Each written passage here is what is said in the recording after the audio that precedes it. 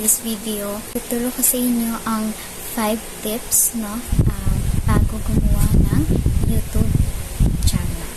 Okay? And kung bago ka sa YouTube channel ko, just click subscribe para updated ka sa mga tutorial videos na in-upload ko. And keep on watching until to the last part para malaman kung paano.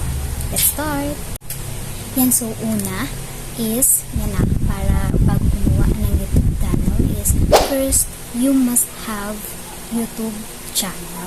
Yan, so if you don't have any idea, no, on how to create a YouTube account or YouTube channel, I have a video clip on that.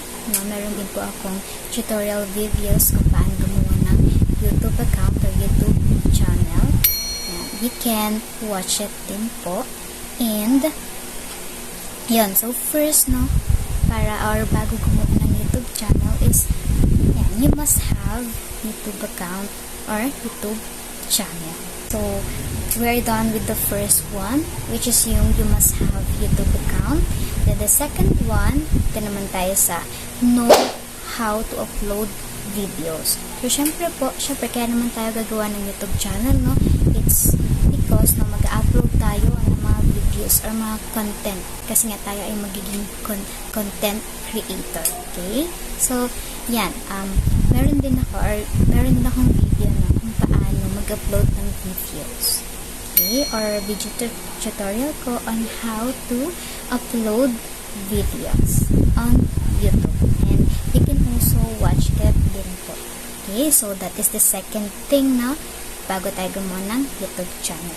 Yan, kailangan alam din natin kung paano mag-upload ng videos.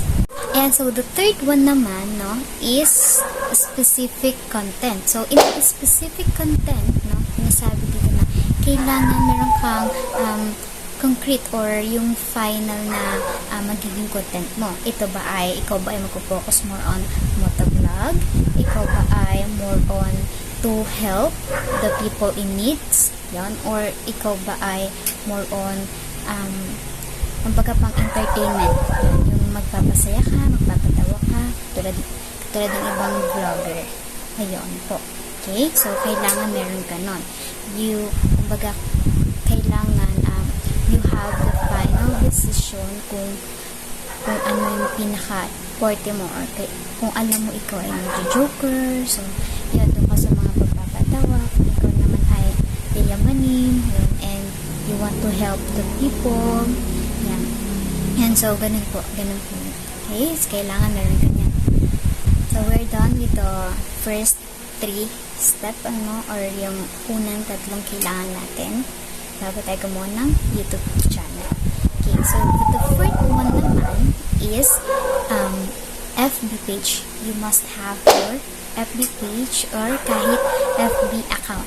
Bakit po? Because it is one way, no, or isa itong paraan para parang mag-advertise ka, no, or pinopromote mo yung YouTube channel or yung YouTube account.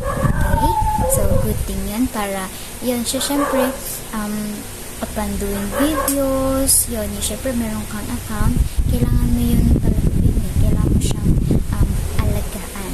So, para maalagaan mo siya, you have kinakailangan ng madami kang subscriber, and with the help of your FB friends, yan, your FB page, yan, pwede ka mag-my day, ng mga, baga kailangan, kapag katapos mo na gawin ng isang content, my day mo na siya, para lang ma-aware yung mga, ma-inform yung mga FB friends mo na meron kang bagong upload. Okay? And last but not the least is dapat the word consistency. So, in consistency, ano po ba yun? Ito po yung kailangan determine tayo. Kumbaga, pinasok natin ito, yung pag-vlog na ito, kailangan tayo ay determine, sigurado tayo sa pinasok natin, no?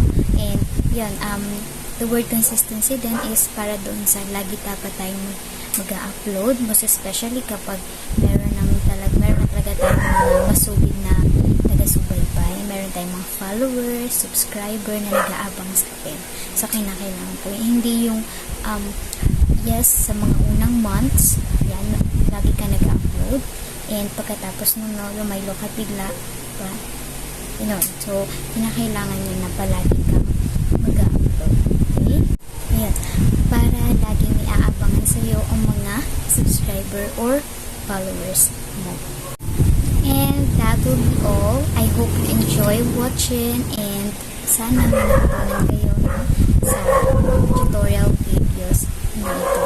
And ayun, kung hindi ka pa nakapag-subscribe, just click subscribe para updated ka sa mga tutorial videos na ina-upload ko. And again, thank you for watching. Stay safe. Bye-bye.